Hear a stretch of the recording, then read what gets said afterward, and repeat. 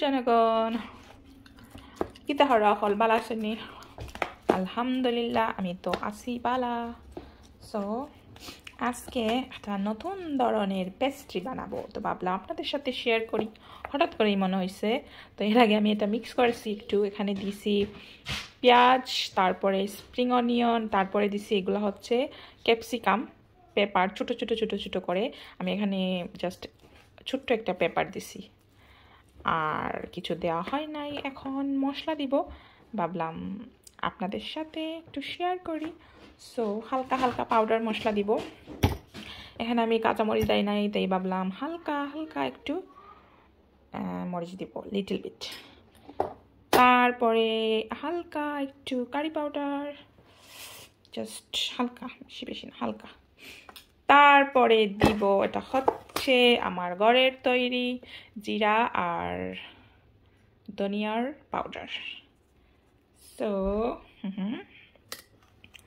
আর এটা হচ্ছে গরম মশলা, এটা বাইরে থেকে কিনা গরম মশলা, এটা একটু দিয়ে দিলাম। সো এখন আমি এগুলো সব কিছু মিক্স করব।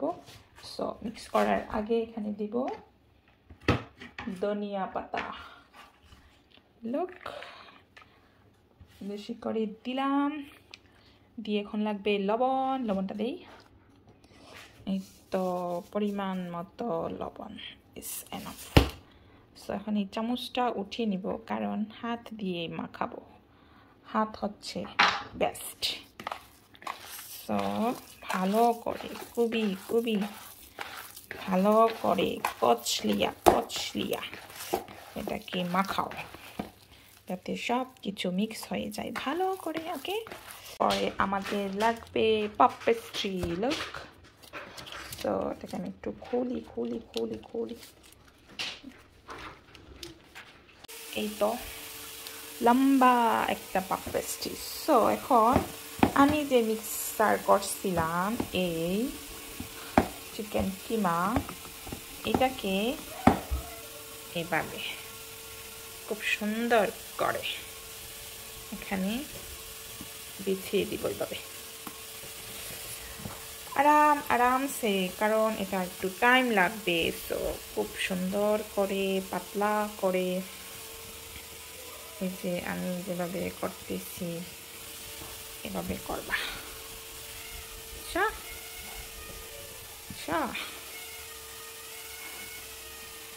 বুঝতে পারছেন আপনারা?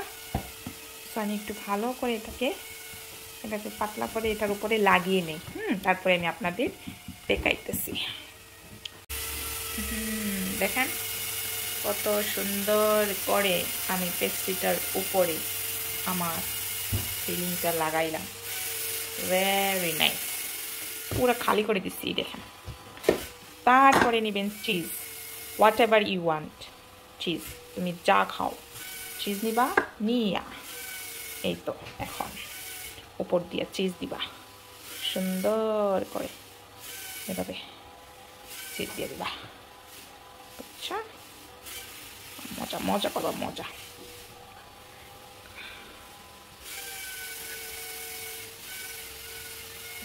চারিদিকে ভালো করে চিজও বিছিয়ে দিলাম, লুক। এখন এটা সব থেকে বড় কাজ হচ্ছে এটাকে এখন রোল করা। এটা আমার জন্য একটা কঠিন কাজ হয়ে যাবে। Let's do it. এটাকে এখন রোল করব, রোল। Let's try it. বিসমিল্লাহ। কর্নার থেকে ধরে দাঁড়ান, আমি আপনাদেরকে একটু সামন থেকে দেখাই। ধরে এটাকে রোল করে নেবেন লাইক দিস। এটাও সাথে সাথে রোল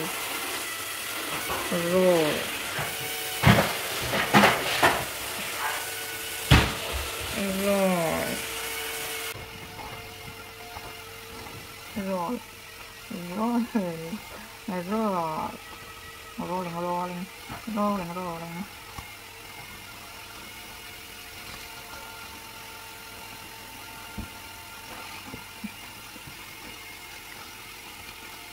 মাশাআল্লাহ।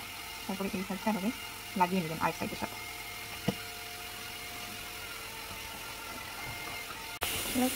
এই যে এই সাইডগুলো এভাবে লাগিয়ে নেবেন, এটা খুলে না যায় খুব ভালো করে। ওকে, না হচ্ছে কঠিন পার্ট, এটাকে কাটবো কাটবো কাটবো কাটবো কাটবো। ওকে,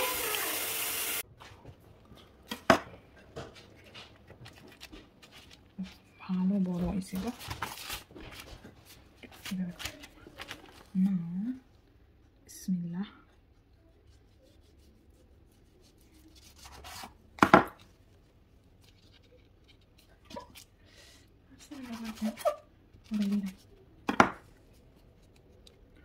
okay.